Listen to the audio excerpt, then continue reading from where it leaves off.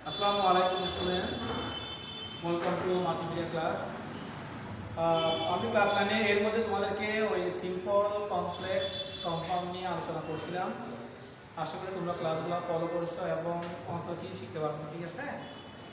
আজকে আমি নতুন একটা টপিক নিয়ে তোমাদের সামনে হাজির হয়েছি, ঠিক আছে? আজকে আমাদের টপিকের নাম হচ্ছে কানেক্টর। এটা তোমাদের ক্লাস 9 এর মধ্যে একেবারে নতুন কানেক্টর। আচ্ছা, তো কানেক্টর জিনিসটা কি? এই ওয়ার্ডটা কোথা থেকে আসছে? কানেক্টর ওয়ার্ডটা আসছে কানেক্টিভিটি, CONNECT, কানেক্ট থেকে আসছে। কানেক্ট অর্থ কি? সংযুক্ত করা। কি করা? সংযুক্ত করা, সংযুক্ত করা। আচ্ছা, এটা হচ্ছে ভার্ব। এটা কি? এটা হচ্ছে ভার্ব। এবং এই ওয়ার্ডটাকে আমরা সবাই একটা সবাই শুনি কানেকশন, না? কানেক্টে কি আসছে? কানেকশন। এটা হচ্ছে নাউন। এটা কোন ফর্মে? নাউন। বেশিরভাগ ক্ষেত্রে ভার্বের সাথে সংযোগ করলে TION অথবা ION আছে, আই অনেকগুলো ভার্ব যোগ করলে এর মধ্যে সংযোগ করলে কি হয়? এখন নাউন হয়ে যায়। এটা একটা নিয়ম আছে। ওটা কি হবে? কানেকশন হতে পারে। গেল। আরটা হতে পারে কানেক্টিভ হতে পারে। কি হতে পারে? কানেক্টিভ হতে পারে, সেটা অ্যাজিভ হয়ে যাবে, ঠিক আছে? আবার কি হবে? কানেক্টর হতে পারে, টিচার, লার্ন, তাহলে কানেক্টর, ঠিক আছে? তাহলে কানেক্টর অর্থ হচ্ছে কি? সংযুক্তকারী। এর অর্থ কি হবে তাহলে? এটা অর্থ কি হবে? সংযুক্তকারী। যে ওয়ার্ডগুলো দ্বারা কি করবে? যে ওয়ার্ডগুলো দ্বারা কয়েকটা ওয়ার্ড বা কয়েকটা ক্লজকে একসাথে করবে, সংযুক্ত করবে, তাহলে ওই ওয়ার্ডগুলোকে আমরা কি বলবো? কানেক্টর বলবো। তবে আমাদের পরীক্ষার মধ্যে কানেক্টরের আরো কতগুলো সিনোনিম আছে, কি আছে? কতগুলো সিনোনিম ওয়ার্ড আছে। তার মধ্যে আমরা কি বলতে পারি? কানেক্টিং ওয়ার্ড বলতে পারি। কানেক্টিং ওয়ার্ড লিখে অনেকে কানেক্টিং ওয়ার্ডস, কানেক্টিং ওয়ার্ডস লিখে। আবার এটা কি বলে? এটা লিঙ্ক কি বলে? এটাকে বলে লিঙ্কার বলে। কি বলে? লিঙ্কার বলে। আবার কি বলতে পারবো? লিংকিং ওয়ার্ড বলতে পারবো। লিংকিং ওয়ার্ডও আমরা বলতে পারবো, ঠিক আছে? তাহলে কানেক্টরের মধ্যে আমরা আরো কিছু সিনোনিম পাচ্ছি। কানেক্টর, লিঙ্কার, কানেক্টিং, লিংকিং, ঠিক আছে? তাহলে এর মধ্যে পরীক্ষার মধ্যে আমরা যে কোনো একটা ওয়ার্ড আসতে পারে, সবগুলো সিনোনিম ওয়ার্ড, ঠিক আছে? এগুলো অর্থ কি? সংযুক্তকারী কোনো শব্দ, ঠিক আছে? তাহলে আশা করি এখন এই ওয়ার্ডগুলো আমরা কোথায় বসাবো? এখন কোন শ্রেণীর সাথে কোন ক্লজের সাথে মানানসই ওই ওয়ার্ডগুলো বসবে, ঠিক আছে? তো এই ওয়ার্ডগুলো কিছু নিয়ম আছে, আমার নিয়মগুলো ইনশাআল্লাহ তোমাদেরকে বোঝাতে চেষ্টা করব, ঠিক আছে? আচ্ছা, আমরা এক নম্বর নিয়ম আসি। শর্ত সূচক বাক্যের ক্ষেত্রে ইন কেস, প্রোভাইডেড একটা আছে, এটা ইউজ কম লাগে। এরপর আনলেসও বসতে পারে, ঠিক আছে? তাহলে আমি উদাহরণ দিব। I will give you some examples, then you will understand.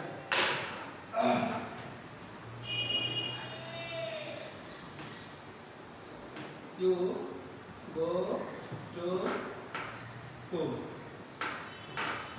comma, you will learn. পরীক্ষার মধ্যে তোমার কি থাকবে? গ্যাপ থাকবে। এখানে কয়টা ক্লাস আছে? দুটো ক্লাস। কয়টা অংশ? এটা একটা বাক্য, একটা কিন্তু ক্লাস এখানে দুটো। তুমি স্কুলে যাও, তুমি শিখবে। তুমি স্কুলে যাও, তুমি শিখবে। তাহলে এখানে একটা শর্ত বোঝাচ্ছে, যদি তুমি স্কুলে যাও তবে শিখবে। তাহলে আমরা কি ইউজ করতে পারি এখানের মধ্যে? শর্ত এদের বাক্য বোঝাচ্ছে, মিটটা এগুলো বোঝাচ্ছে। তাহলে আমরা কি এখানে ইউজ করতে পারবো? ইফটা ইউজ করতে পারবো, ঠিক আছে? এখানের মধ্যে আরো কথা আছে। আমরা বলতে পারছি শর্ত বাক্যের ক্ষেত্রে ইফ হতে পারে, ইনকেস হতে পারে, প্রবাবিলিটি হতে পারে, প্রবাবিলিটি হতে পারে, আর আনসার। কথা হচ্ছে কি কোথায় ইফ বসবে, ইফটা কোথায় বসবে আর কোথায়, ঠিক আছে? একটা বিষয় মনে রাখবা, ইফ ওয়ার্ডটা এখানে সবগুলো অর্থই যদি, সবগুলো অর্থই কি? ইনকেস অর্থ যদি, প্রবাবিলিটি অর্থ যদি, প্রবাবিলিটি অর্থ যদি, আনলেস অর্থ যদি না, একটু নেগেটিভ সেন্সে বোঝাচ্ছে। তবে কথা হচ্ছে ইফ শব্দটা আমরা সেন্সে যেখানে সেখানে ব্যবহার পারবো, বুঝা গেছে?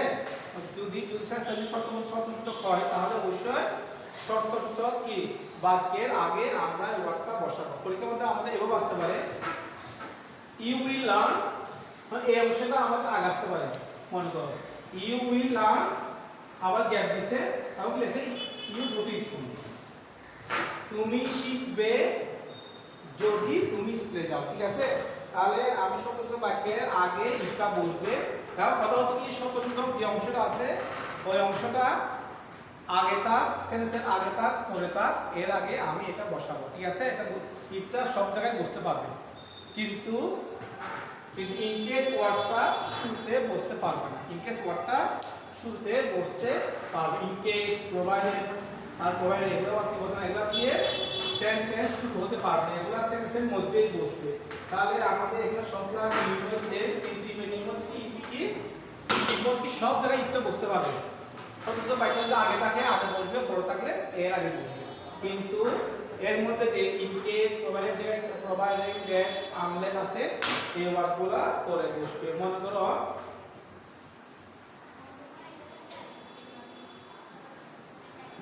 I will not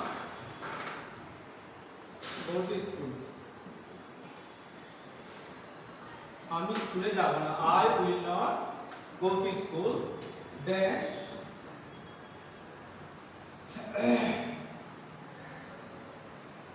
there is rain. যদি বৃষ্টি হয়, যদি বৃষ্টি হয়, যদি বৃষ্টি পড়ে, তাহলে এখানে বোঝা যাবে আমি স্কুলে যাব না যদি বৃষ্টি না হয়, যদি বৃষ্টি হয়, ঠিক আছে? তাহলে এখানের মধ্যে আমি তাহলে যদি এখানে আমরা ইউজ করতে পারবো, ইফটাই আমরা ইউজ করতে পারবো, ঠিক আছে? কারণ এখানে শব্দ কি বোঝাচ্ছে? রেন, বৃষ্টি হলে, বৃষ্টির শব্দ বোঝাচ্ছে কি বৃষ্টিকে বোঝাচ্ছে, তাই এটা আমি ইফটা ইউজ করতে পারবো। আমি যেটা বললাম ইফটা আমি সব জায়গায় ইউজ করতে পারবো, এখানের মধ্যে আমি ইন কেস ইউজ করতে পারবো। কিন্তু যদি আমি স্কুলে যাব না যদি বৃষ্টি হয়, তাহলে আমি ইফ ইউজ করতে পারবো, ইন কেস ইউজ করতে পারবো, প্রোভাইডেড ইউজ করতে পারবো, প্রোভাইডেড দ্যাটও আমরা ইউজ করতে পারবো, ঠিক আছে? এখানে আমাদের কোনো সমস্যা না, ঠিক আছে? তাহলে আমরা এখান থেকে মোটামুটি কি শিখলাম? চারটা ওয়ার্ডের মধ্যে ইফ, ইন কেস, ইফটা শুরুতে শেষে বসতে পারে কোনো সমস্যা না, কিন্তু in case, provided R provided যদি তুমি ইউজ করো তাহলে অবশ্যই তোমার কি করতে হবে? সেন্টেন্সের শেষে এটাকে তুমি ইউজ করতে পারবে। প্রোভাইডেড দিয়ে হবে না, প্রোভাইডেড ইন কেস দিয়ে সেন্টেন্সটা শুরুতে হবে না, ঠিক আছে? আর তো আছে আজকে আনলেস। আনলেস অর্থ কি? যদি না। আনলেস তো কি? যদি না। তাহলে এখানের মধ্যে আমাকে কথাটা বুঝতে হবে। এর মধ্যে শব্দসূচক বাক্য দুইটা হতে পারে, একটা হা বোধক করবে, একটা না বোধক করতে পারে, ঠিক আছে? তাহলে না বোধকের ক্ষেত্রে আমরা কি ইউজ করতে পারি?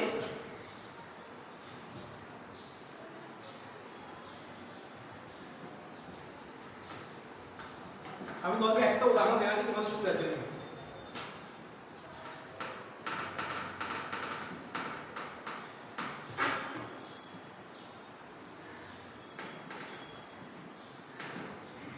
হাতে বাজে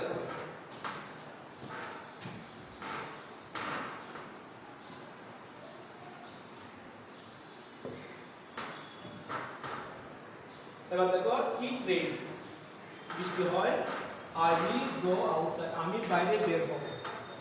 তাহলে আমরা জানি কি বৃষ্টি হলে আমরা বাইরে বের হতে পারবো না, আর বৃষ্টি না হলে বাইরে বের হব।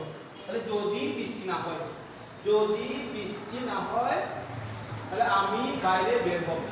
যদি বৃষ্টি না হয় যাচ্ছে, ঠিক আছে? এটা শর্ত বোঝাও, কিন্তু কি যাচ্ছে? না বোঝাতে যাচ্ছে। তাহলে আমরা কি লিখবো? আনলেস ওয়ার্ডটা ইউজ করব। আনলেস আর ইফ ওয়ার্ডটা একবারে হাবুদের ক্ষেত্রে আমরা ইফ দিব, না বোঝার ক্ষেত্রে আমরা আনলেস দিব। তবে ইফ এবং আনলেসটা আছে সে যেখানে সেখানে ওরা কি হতে পারে? ওরা যেতে পারে, বুঝে গেছে? কোনো সমস্যা নেই, ঠিক আছে? ওকে, তাহলে আমরা আনলেস যদি বৃষ্টি না হয় তাহলে আমি বাইরে যাব। আশা করি বোঝা গেছে না? তাহলে এটা রুলেও এটার মধ্যে আমরা ধরে কি পাইলাম?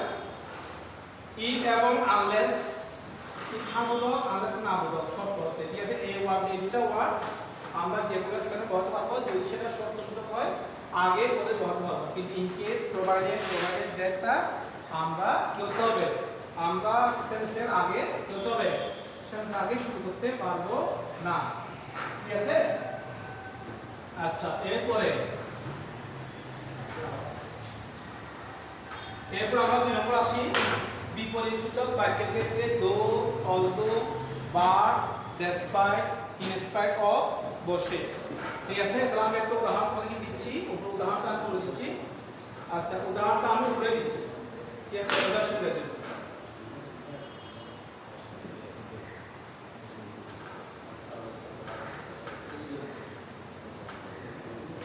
He worked hard.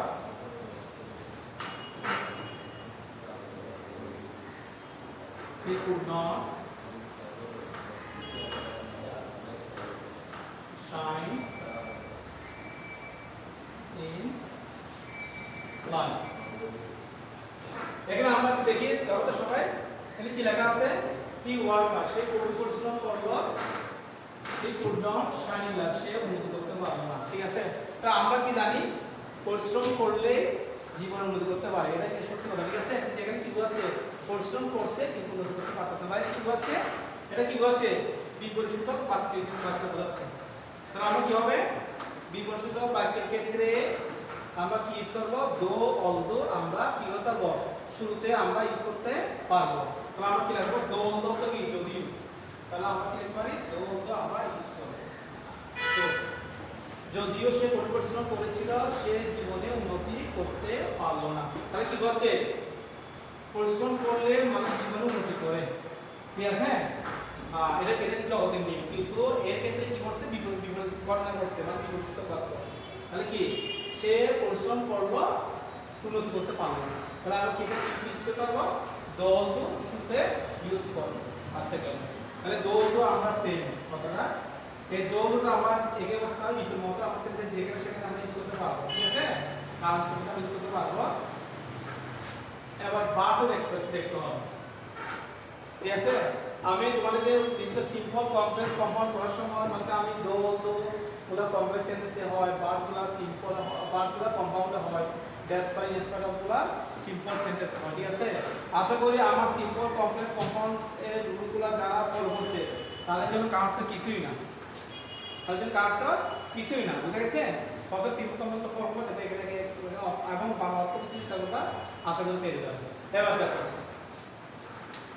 he worked hard, he could not shine in life. ঠিক আছে, আচ্ছা এবার দেখো এখানে পরীক্ষা বলতে ব্যাখ্যাটা এবার আছে। he worked hard, পরীক্ষার উপর এবার আসতে হবে, এবার আছে he worked hard dash could not shine in life। তাহলে সে পরিশ্রম করলো কিন্তু সবসময় তোমরা বাংলা মিনিংগুলো বলতে চেষ্টা করো, বাংলা মিনিং বুঝে এগুলো কিছুই না। তাহলে এখানে তোমার কি হয়ে যাবে? বারটা এখানে চলে আসবে।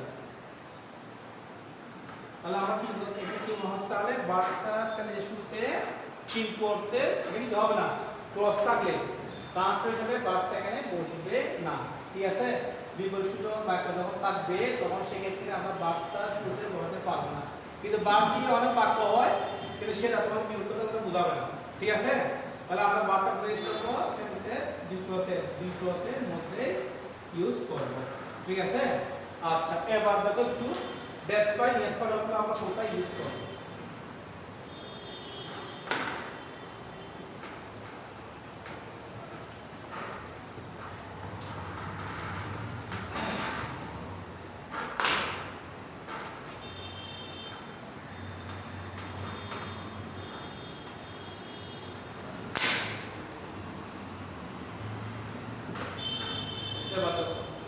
মনে করো সেন্টেন্সের মধ্যে ওয়ার্ক পরিশ্রম করা শুরু করতে পারবে, এটা কি কথা? এটা বিপরীত বাক্য বাক্যাংশ বোঝাচ্ছে। এখন এক্ষেত্রে আমি এখানে দেখো, তাহলে আমাদের দো অলদো বা এখানের মধ্যে আমার কি থাকবে? সাবজেক্ট থাকবে, কিন্তু আমাদের সাবজেক্ট দিয়ে বাক্যটা শুরু হবে। যদি এমন অবস্থা হয় গ্যাপ দিছে, কিন্তু এখানে কি নেই? কোনো সাবজেক্ট নেই, কিন্তু কি দিছে? বা কি বলছে? আইনি করে দিছে। তাহলে সেক্ষেত্রে আমাকে কি করতে হবে? এক্ষেত্রে আমার দো অলদো বা কোনোটাই কাজে আসবে না। ঠিক আছে, আমি বারবার বলছি এগুলো সবগুলো অর্থ সেম, কিন্তু এদের ব্যবহারটা একটু ভিন্ন আছে। বুঝছো? ভিন্নত্বটা বোঝার জন্য আমি আজকে ক্লাসে একটা নিচ্ছি, একটু ভালো করে বুঝতে হবে। তাহলে এখানের মধ্যে কি হবে? যদি বারবার সাথে সাবজেক্ট না থাকলে আইনি দিয়ে যদি শুরু হয়, তাহলে আমি কি বসাবো?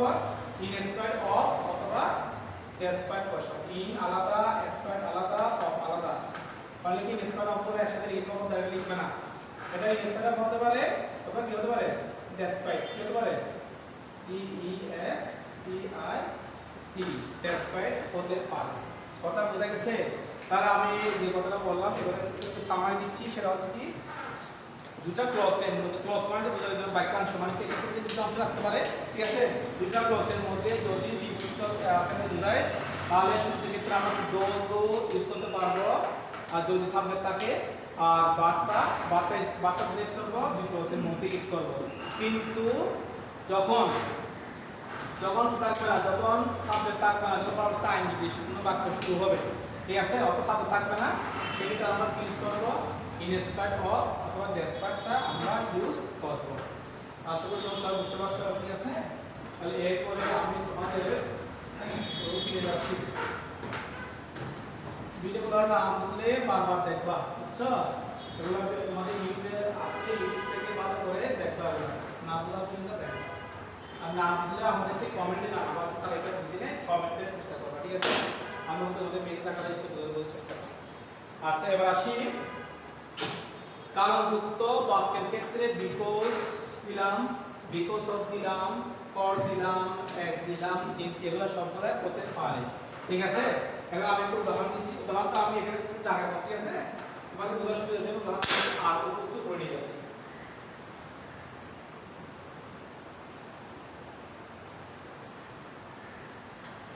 I did not go to school. আমি আজকে তোমাকে একটা উদাহরণ দিয়ে তোমার ছোটার জন্য I didn't go to school. Then I was ill. আমি অসুস্থ ছিলাম তাহলে এখানে কারণটা বোঝাচ্ছে কারণ সূচক বাক্যের ক্ষেত্রে কি বলে বিকজ অফ ফর এস সিন বসতে পারে ঠিক আছে তাহলে এখানে দেখো আমি স্কুলে যাইনি কারণ কি বিকজ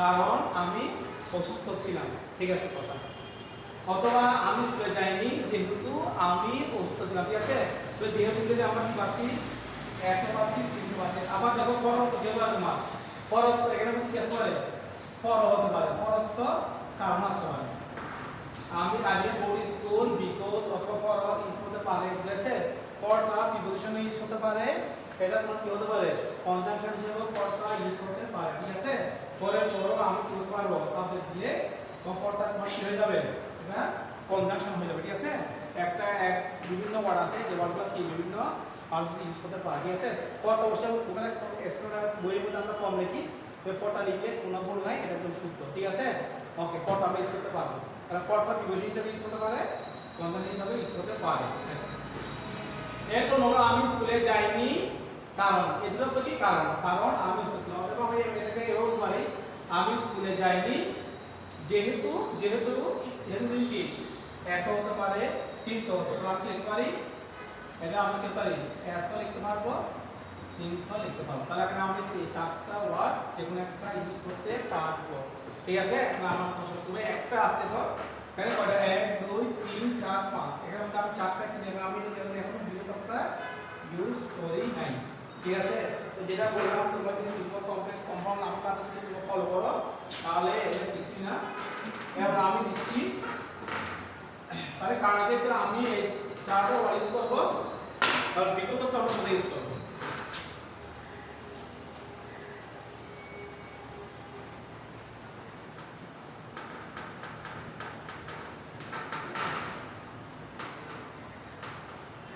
আমি একটা সেম উদাহরণ তোমাদের সুবিধার জন্য আমি একটা উদাহরণ তোমার সামনে রাখতেছি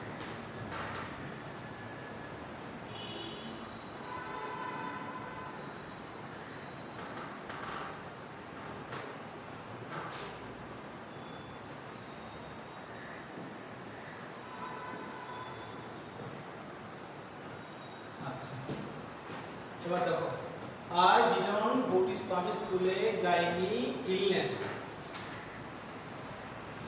yes emotion মাইটা ইউজ করতে পারো মাইটা ইউজ করতে পারো না আমি সমস্যা নেই মাই দিলেও হয় না দিলেও হয় ঠিক আছে এফেক্ট করো না উস্তাদের জন্য আমি স্কুলে যাই না ঠিক আছে এখানে কিন্তু তোমার কি নেই গ্যাপ করে তোমার কি নেই সাবজেক্টটা নেই বুঝছো সাবজেক্টটাকে তোমরা কি ইউজ করবো বিকজ ইউজ করবো বিকজ ফর এস ইজ আমরা ইউজ করতে পারবো কামযুক্ত বাক্যের আগে, কিন্তু যখন কি থাকবে না, যখন সাবজেক্ট থাকবে না, সাবজেক্ট থাকলে আমরা এই চারটা ওয়ার্ড ইউজ করবো, কিন্তু সাবজেক্ট যখন থাকবে না আমরা কি ইউজ করবো, বিকজ অফ ইউজ করবো, বিকজ অফ ইউজ করবো, বিকজ অফ মাই ইলনেস। এখানে তুমি বিকজ ফর এস ইজ দিলে হবে না, আনসার কি হয়ে যাবে, আনসার রাইট হবে না। কথা বোঝা গেছে? তাহলে কামযুক্ত ক্ষেত্রে আমরা বিকজ ফর এস ইজ যেগুলো ইউজ করতে পারবো, কিন্তু যখন কি থাকবে না, কামযুক্ত অংশের আগে যখন সাবজেক্ট থাকবে না তখন আমরা কি ইউজ করবো, বিকজ অফ ইউজ করবো। এটা মাথায় রাখতে হবে।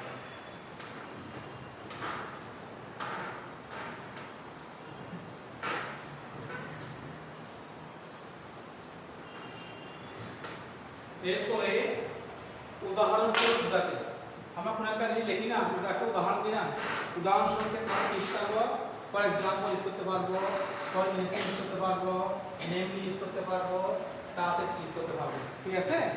আচ্ছা,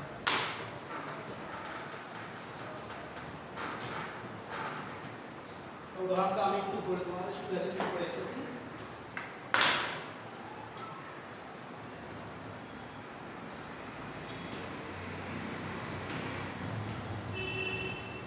There are many flowers in the world. পৃথিবীতে অনেক ফুল আছে। There are many flowers in the world. এরপরে আমি যখন উদাহরণটা দিব ওয়ার্ড, তারপর আমরা নকল একটা দিলাম, রোজ দিলাম, মেরিগোল্ড দিলাম, রোজ দিলাম, মেরিগোল্ড দিলাম, জেসমিন দিলাম, আর ওয়ান অফ দেম, আর ওয়ান অফ দেম,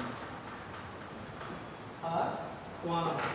তাহলে এর মধ্যে ফ্লাওয়ার্স দিচ্ছে আমরা অনেকগুলো ফুল, এখানে আমরা কিছু রোজ, এগুলো হচ্ছে উদাহরণ না, রোজ, মেরিগোল্ড, জেসমিন আর অন্য আছে আর দিচ্ছে না। আচ্ছা, তাহলে এখানে মধ্যে তাহলে কি উদাহরণস্বরূপ এদের মধ্যে এগুলো নাম লিখতে পারি, ফর এক্সাম্পল, ফর এক্সাম্পল লিখতে পারবো, অথবা ফর ইলিশন আমরা ইউজ করতে পারবো। ঠিক আছে? আচ্ছা, গেল। ফর এক্সাম্পল আর ফর ইলিশন এর ক্ষেত্রে আমরা কি করতে পারবো, এরপরে যে বাক্যটা যখন থাকবে, উদাহরণ যখন দিবে, উদাহরণের মধ্যে একটা সেন্টেন্স যখন থাকবে, একটা বাক্য যখন থাকবে তখন আমরা ফর এক্সাম্পল ফর ইলিশন ইউজ করবো, কিন্তু নেমলি আর সাসের ক্ষেত্রে আমরা করতে পারবো না। এরপর একটা বাক্য হয় আমরা ডাইরেক্ট লিখে দিই।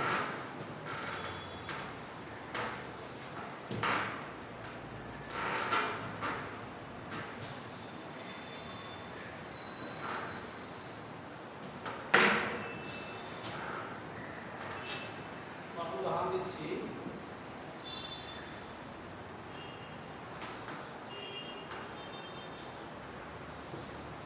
there are many fishes,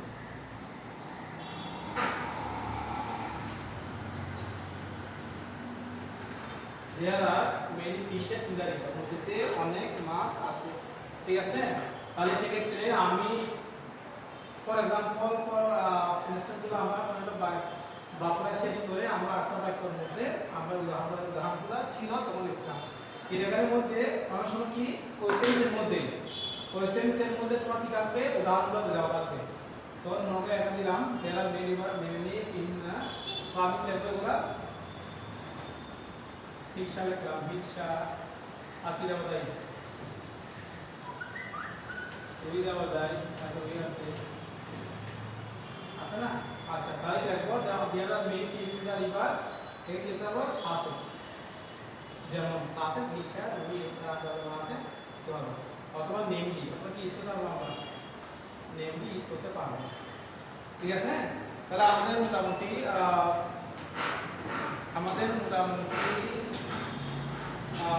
লিঙ্কারটা বোঝা গেছে, লিঙ্কারটা বোঝা গেছে, এটা ফলো করে। আচ্ছা, মনে হচ্ছে ওকে শিক্ষার্থী আশা করি আমি তোমাকে যে চারটা নিয়ম দিচ্ছি তোমার নিয়মগুলা ভালো করে দেখবা, অনুসরণ করবা, আর কোনো সমস্যা থাকলে আমাকে মেসেজ দিবা।